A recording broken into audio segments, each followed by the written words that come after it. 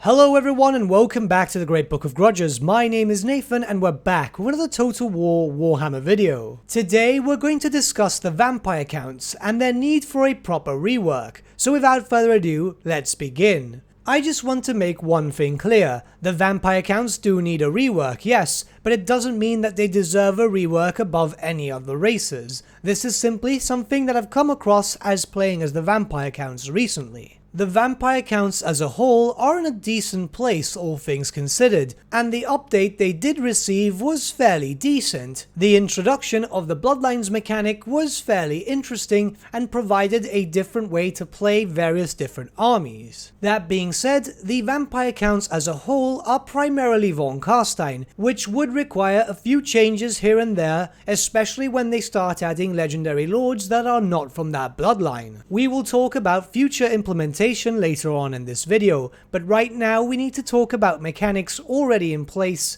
and see how they could be changed to be a bit more interesting. Firstly, let's talk about the legendary lords. We currently have 5 playable legendary lord options, the majority of them either being or serving the same bloodline, the von Carsteins. And even then, the 2 different von Carstein factions should really work differently from one another. Firstly, let's look towards Vlad and Isabella's faction, the playable faction known as von Carstein. As stated before, things seem to work rather well, but given Vlad and Isabella's lore, where they wanted to take control over the Empire and Vlad reign as the Emperor, it would be rather interesting if Vlad and Isabella exclusively as vampire counts both had an electoral type of mechanic. This would indeed be a carbon copy of the Empire's elector count mechanic, but this makes sense for them exclusively. An unholy empire which Vlad and Isabella set out to create during the beginning of the Vampire Wars,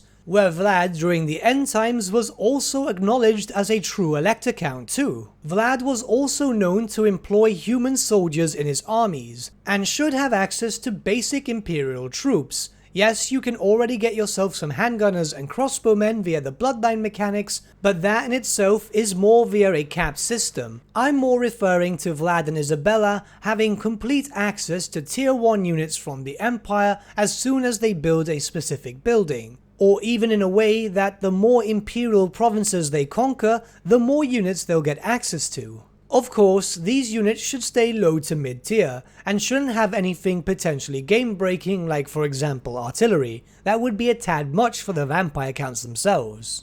Next we'll look towards the generic vampire count faction known in game as Sylvania, which include the legendary lords Manfred von Carstein and Helmund Gorst. This should remain the most generic of all the vampire count factions, simply because the vampires of Sylvania were those modelled after the 8th edition army book of Warhammer Fantasy Battles for the vampire counts. In truth, all I'd say would really need to be changed here would be adding some sort of search for knowledge mechanic for the faction of Sylvania. As we are aware in lore, both Manfred and Gorst are pretty much bookworms and have been searching for different forms of knowledge for a long time for their own needs. Maybe in the form of events which would pop up every 15 to 20 turns or so, where you would have to either assassinate someone, go to a specific location, or gain control of a specific province. Doing so would increase your research rate for a specific amount of time. Now obviously, this doesn't seem too impactful at the moment, given the fact that the vampire count technology tree right now is rather lackluster. However, we will get to that later on in the video. And now we'll look to the last playable faction in game at the moment, the Barrow Legion, currently led by Heinrich Kemmler. First and foremost, before anything else, Krell needs to be turned into a full legendary hero. This is desperately needed for 2 reasons. Having a legendary hero which is a summon makes no sense whatsoever, and it is a complete and utter waste of skill points for Heinrich. The hero itself is fairly decent, however, by spending your skill points on buffing up Krell, you're essentially making Heinrich a lot worse. There are also calls for Heinrich to also have access to his own personalized army. You could get this way back in the day, where Heinrich had his own personal army of different styled models, mostly kit bashers, but with their own specific rules, statistics, and so on. This indeed could be entirely possible, especially as Elfarion the Grim has had his own specialized army with campaign-specific units. And the majority of Heinrich's army through this supplement was mostly based around reskins. So it's easy enough to implement with just a few basic reskins here and there. In truth, we've already seen a decent amount of mods which do this specific thing. But I believe that some distinction between the vampire count sub-factions is definitely needed, especially when you start thinking about all the potential playable factions in the future which involve other bloodlines, but we'll get to that later on in the video. But now let's jump onto the campaign map and look at mechanics which would benefit from a rework. First, let's talk about vampiric corruption. In theory, vampiric corruption works rather well. You and your servants of undeath will corrupt the regions around you and make them less safe for the living. Within corrupted zones, your units are safe from the light, and enemy armies will take damage as they march through it. Whereas in areas with little to no corruption, your armies will instead take damage, and the enemy armies would remain unchanged. Areas with high vampiric corruption will also have vampiric rebellions, replacing whatever is native to that area. Now, vampiric corruption works well as stated, the only problem is that spreading vampiric corruption can be rather slow. And in truth, you can easily just march through the territories in an effort to just take them over. Controlling the territories with low corruption will remove the attrition that your armies will suffer.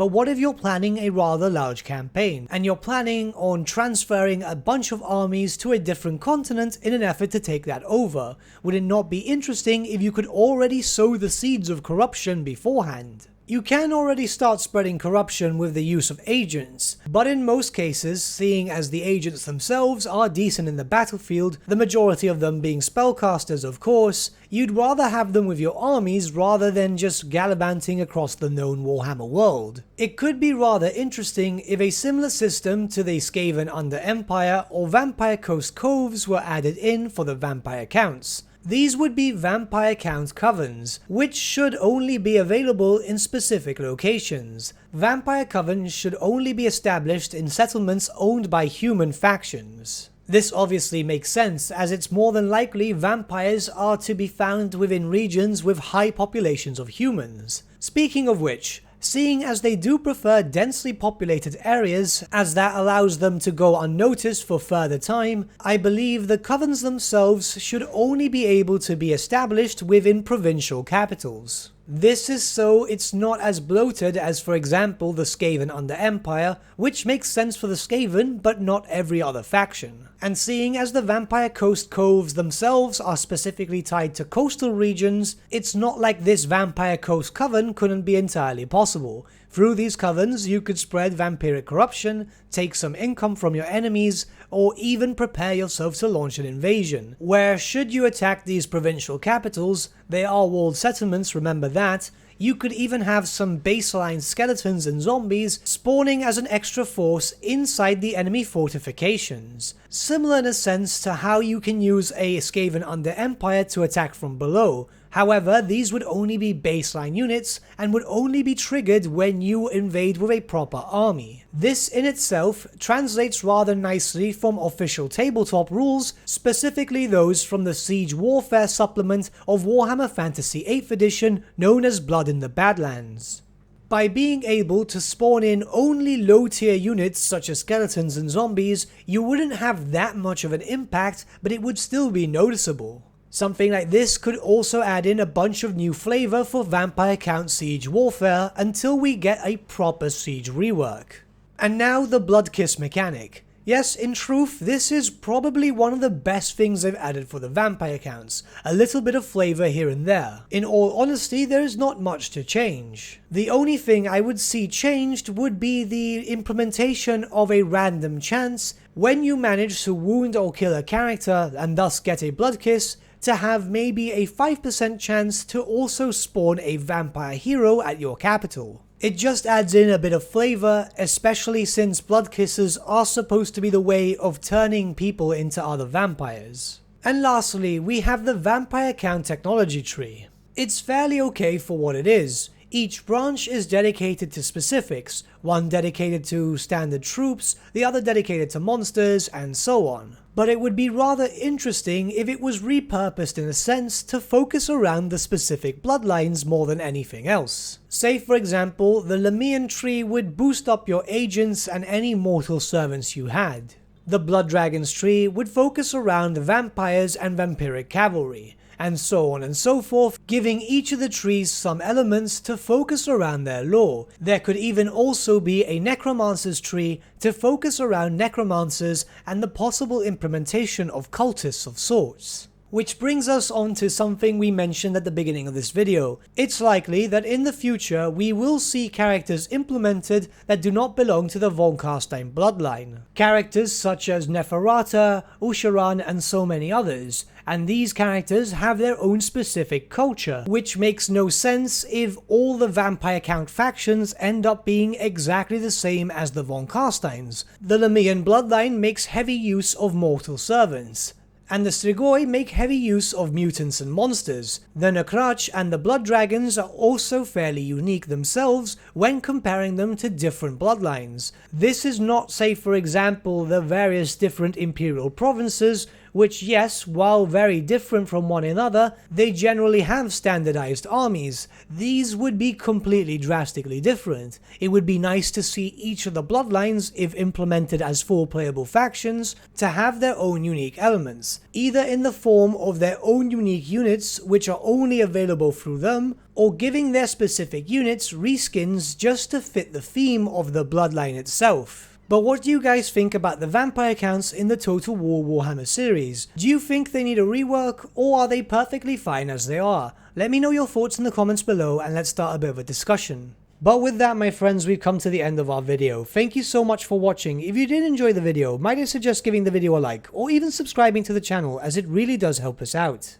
In the description section below are various links to different social media platforms such as Facebook, Instagram, and Discord. Also in the description section is an affiliate link with Element Games where you could buy loads of hobby-based products, not just Warhammer, for 10 to 25% off. Making a purchase using that link and also our special code, which is also in the description, supports the channel at no extra cost to you, which we think is rather cool. A big thank you to our patrons. Your support means the world to us. It's amazing that people want to help a small channel like us grow and get to a higher level of content. A big thank you to Gibraltar LUSC, Ryan Bertsche, Andrew Prince, and Okro for subscribing to us at our Fane level. You guys are super cool. And a big thank you to Edward Yule, VS Vasan, Aaron Whitman, and Shaggy for subscribing to us at our King level. Honestly, we can't thank you all enough. And lastly, a big thank you to all of you for liking, sharing, and commenting on these videos. Honestly, it's because of you guys that the channel's been growing at such a great pace lately, so we can't thank you all enough. But with that, my friends, thank you so much for watching once again, and we shall see you all again very, very soon.